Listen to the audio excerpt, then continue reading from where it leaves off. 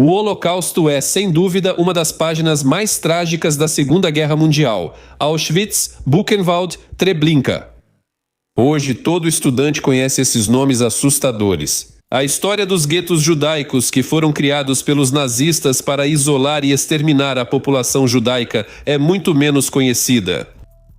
O confinamento nos guetos foi uma sentença de morte para centenas de milhares de pessoas de diferentes posições e idades, unidas apenas por uma coisa: uma única nacionalidade.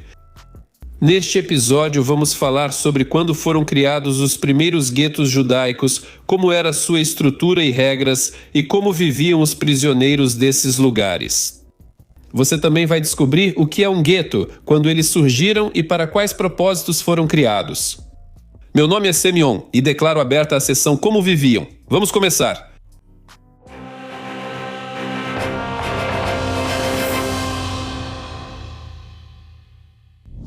Um pouco de história.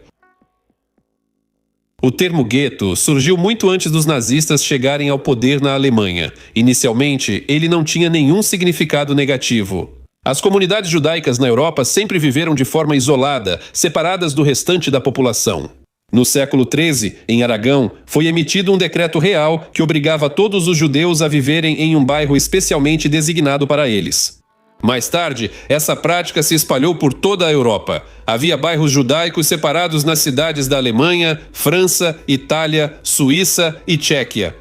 O nome gueto para esses assentamentos surgiu em Veneza no século XV, e aliás, não havia nada de humilhante nisso. Era assim que os venezianos chamavam uma parte da fundição, que por questões de segurança contra incêndios era construída longe dos outros edifícios. Certas analogias aqui são claramente perceptíveis. Ao instalar os judeus em um bairro separado, as autoridades das cidades medievais buscavam protegê-los do antissemitismo desenfreado, que naquela época predominava na Europa. O gueto judaico medieval não era diferente dos outros bairros da cidade. A entrada e a saída eram livres.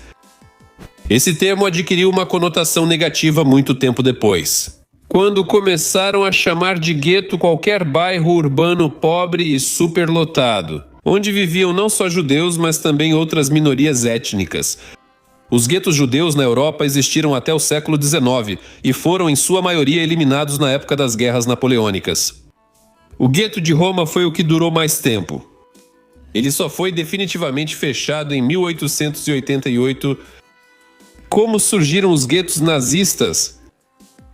Em 1933, os nazistas chegaram ao poder na Alemanha. Eles fizeram da superioridade da raça ariana a base de sua ideologia e seu eterno confronto com o sionismo mundial. A partir desse momento, o antissemitismo passou a abranger literalmente todas as esferas da vida da sociedade alemã. Outras nacionalidades e minorias também sofreram com os nazistas, por exemplo, ciganos ou homossexuais. Os judeus eram vistos como principais inimigos do Terceiro Reich. Pela primeira vez, Adolf Hitler declarou a necessidade de isolar a população judaica em 1939, embora essa ideia tenha começado a ser discutida pela liderança nazista muito antes, 10 meses antes do ataque à Polônia. Naquela época, pela primeira vez, a palavra gueto apareceu em documentos oficiais alemães. Os hitleristas começaram a implementar essa ideia em setembro de 1939, quando 3 milhões de judeus ficaram sob seu domínio, vivendo no território da Polônia.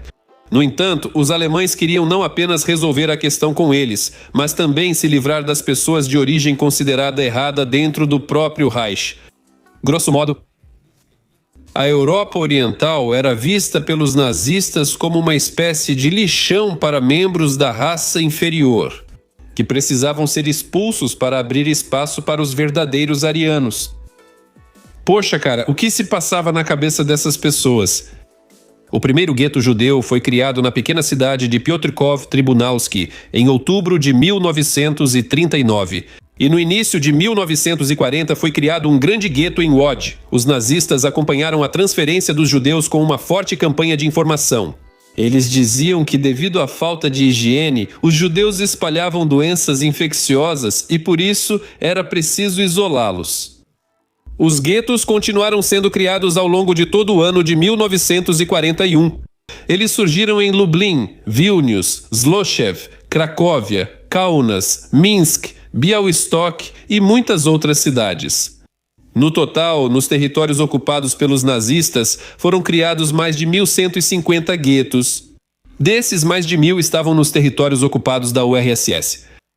Os maiores guetos estavam na Polônia. Por exemplo, no gueto de Varsóvia viviam 450 mil pessoas, no de Łódź, mais de 200 mil. Nos territórios soviéticos, os maiores eram os guetos de Lviv e Minsk, respectivamente 180 mil prisioneiros. Houve até um gueto fora da Europa, em Xangai. Lá, os aliados asiáticos da Alemanha, os japoneses, reuniram não apenas os judeus locais, mas também todos os americanos e europeus que viviam na cidade. O limiar do inferno. No final de 1941, a liderança do Reich se deparou com a questão: o que fazer a seguir com os guetos? Naquele momento, mais de 1 milhão de judeus estavam neles. A mortalidade entre os prisioneiros era altíssima. A culpa disso era a superlotação terrível e a falta de saneamento. Não havia alimentação adequada, roupas quentes nem assistência médica. É claro que não era isso que preocupava os nazistas, mas sim a enorme quantidade de recursos que era gasta para manter toda essa estrutura. Cabe aqui uma observação importante. A questão é que, após chegarem ao poder, os nazistas não adotaram imediatamente uma política de genocídio total em relação aos judeus. Praticamente até o início da Segunda Guerra Mundial, eles tentaram expulsar os judeus do país, tornando a vida deles insuportável. O problema era que os judeus não tinham para onde ir, nenhum país queria recebê-los. Nem mesmo várias conferências internacionais dedicadas a essa questão ajudaram. Não gostam de falar sobre isso, mas o chamado mundo civilizado poderia ter evitado parcialmente o Holocausto simplesmente oferecendo refúgio aos judeus europeus. Mas, infelizmente, os judeus alemães foram recusados nos Estados Unidos e a Grã-Bretanha limitou sua imigração para a Palestina sob seu controle. Em 1940, Hitler propôs a Stalin que levasse todos os judeus alemães, mas também foi recusado. Após a ocupação nazista da França, foi seriamente discutido o projeto de transferir todos os judeus europeus para Madagascar, mas ele também não foi realizado. Nos anos anteriores à guerra, 330 mil judeus conseguiram fugir da Alemanha e da Áustria. Cerca de 100 mil outros se mudaram para países vizinhos, mas foram perseguidos já durante a guerra. No início de 1942, a liderança nazista aprovou um plano monstruoso para a solução final da questão judaica, que previa o assassinato em massa da população judaica da Europa. Foi a partir desse momento que os terríveis campos de extermínio começaram a funcionar a todo vapor e os guetos se transformaram em pontos de passagem onde os judeus aguardavam para serem enviados às câmaras de gás. Como viviam e morriam os prisioneiros dos guetos? Normalmente, o gueto era um bairro ou rua separado do resto do mundo por arame farpado ou um muro alto. Geralmente, ele era localizado nas áreas mais pobres e precárias da cidade. Ao irem para o gueto, os judeus só podiam levar pertences pessoais. Todo o resto da propriedade ficava para trás. Os moradores do gueto eram proibidos, sob pena de morte, de sair de seu território. Só era possível fazê-lo com uma permissão especial. Uma pessoa que por acaso se aproximasse demais do posto de controle podia ser baleada pelos guardas sem qualquer averiguação. Uma característica marcante de todos os guetos judeus era a enorme densidade populacional. Por exemplo, em Varsóvia, 146 mil prisioneiros se amontoavam em apenas 1 quilômetro quadrado. No gueto de Piotrków Trybunalski, 20 mil judeus foram transferidos para uma área onde antes viviam 6 mil pessoas. Os nazistas deliberadamente restringiram o fornecimento de alimentos ao gueto, por isso a fome era a principal causa da alta mortalidade entre os prisioneiros. O ex-prisioneiro do gueto, Yakov Zilberstein, lembrava como sua mãe preparava sopa de ervas daninhas, e as cascas de batata eram consideradas um verdadeiro luxo. A ração diária garantida para um morador do gueto era de apenas 300 calorias, enquanto um adulto normalmente precisa de 2.000 a 2.500 calorias. A única maneira de conseguir alimentos era através do contrabando do mundo exterior, e isso não era fácil nem seguro. Por tentar trazer alimentos para o gueto, a punição era o fuzilamento, mas mesmo nessas condições, o mercado negro prosperava. Os alemães e colaboradores entre os moradores locais aproveitavam a situação desesperadora dos prisioneiros do gueto, trocando objetos de valor por alimentos comuns. No verão de 1940 começaram rebeliões por fome no gueto de Łódź, depois das quais os nazistas permitiram que os judeus trabalhassem e comprassem alimentos. Além disso, a administração do gueto recebeu 3 milhões de Reichsmarks para a criação de oficinas. Os nazistas geralmente tentavam transferir a administração dos assuntos cotidianos do gueto para os próprios judeus. Para isso, eram criados órgãos especiais de autogestão chamados Judenräte ou comitês judaicos.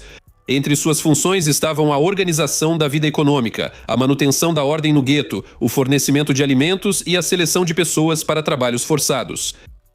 A chamada polícia judaica estava subordinada ao Judenräte. Além da opressão por parte dos nazistas e dos Judenräte que colaboravam com eles, os prisioneiros do gueto frequentemente também enfrentavam injustiças por parte de seus próprios companheiros judeus. Nos grandes guetos, rapidamente se formou um sistema de classes peculiar. No topo dele estavam os membros dos Judenräte e da polícia. Depois vinham os judeus abastados, que tinham a possibilidade de comprar comida e itens de primeira necessidade, assim como aqueles que tinham acesso ao mundo exterior e conseguiam trazer mercadorias e alimentos de contrabando. Abaixo deles estavam as pessoas que possuíam habilidades úteis nas condições do gueto, como médicos ou artesãos. A desigualdade social levava a conflitos frequentes entre os moradores, e isso só beneficiava os nazistas. Vale acrescentar que nem todos os membros dos Judenrats colaboravam com os nazistas por interesse próprio. Muitos usavam sua posição para ajudar seus compatriotas, embora também houvesse muitos canalhas entre os colaboradores. É preciso dizer que as regras e a ordem em diferentes guetos variavam bastante. Muitos guetos pequenos tinham entrada livre. No entanto, aos próprios judeus era estritamente proibido sair dos limites desses lugares. Geralmente poucos alemães estavam nesses locais e as autoridades ignoravam várias violações. Testemunhas lembram que em alguns pequenos guetos, até mesmo cerimônias religiosas eram realizadas. Resistência nos guetos judaicos. Apesar das condições horríveis, os moradores dos guetos não desistiam e tentavam manter pelo menos uma aparência de vida normal. Os vizinhos acolhiam crianças órfãs e voluntários organizavam cozinhas comunitárias para alimentar os mais vulneráveis.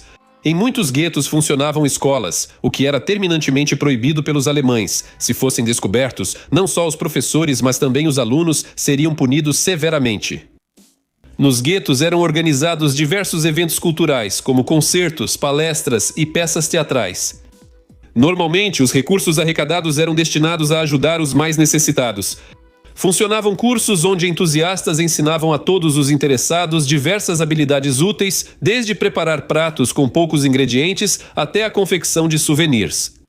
É claro que havia pouca utilidade prática nisso, mas esse tipo de atividade ajudava as pessoas a preencherem o tempo livre, dar sentido à existência e não enlouquecer. As formas ativas de resistência incluem fugas do gueto, transferência de prisioneiros para países neutros ou para grupos de guerrilheiros. Nos guetos eram criados abrigos especiais, chamados de bunkers, onde os judeus se escondiam das batidas regulares e das ações de extermínio.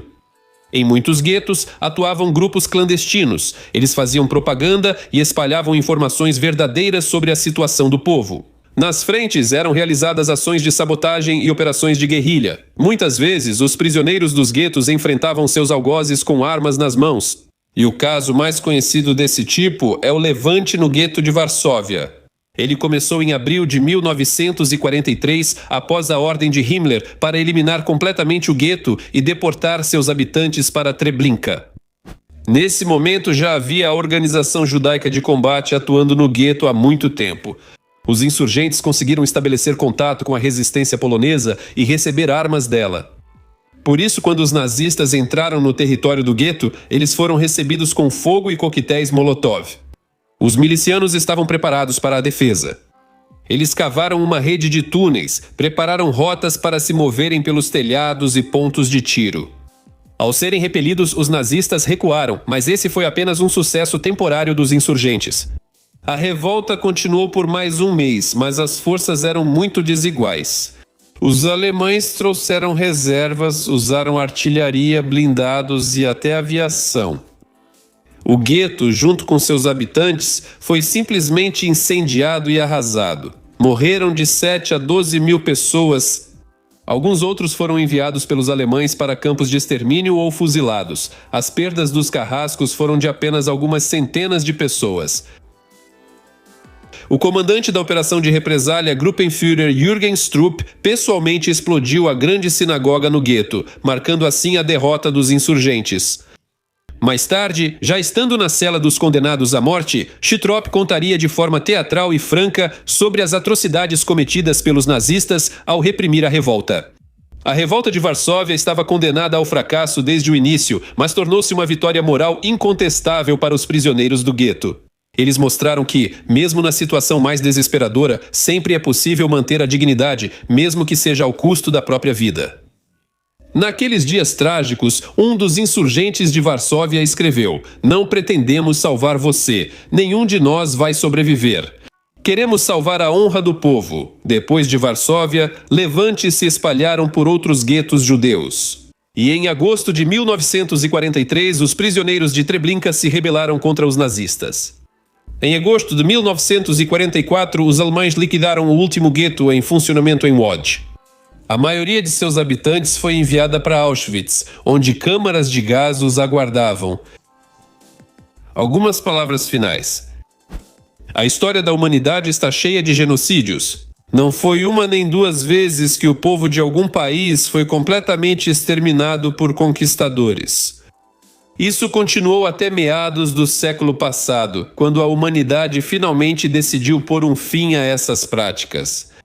As atrocidades dos nazistas contra a população judaica chocaram tanto o mundo que ele disse: "Nunca mais." Hoje, genocídio é talvez o crime mais terrível do qual um país ou um político pode ser acusado. Infelizmente, nem todos entendem aonde leva a crença de alguns povos na própria excepcionalidade e a atitude de desprezo em relação a outras nações. As lições da história não foram aprendidas. E isso significa que a história pode se repetir. Nos vemos no próximo episódio. É chato.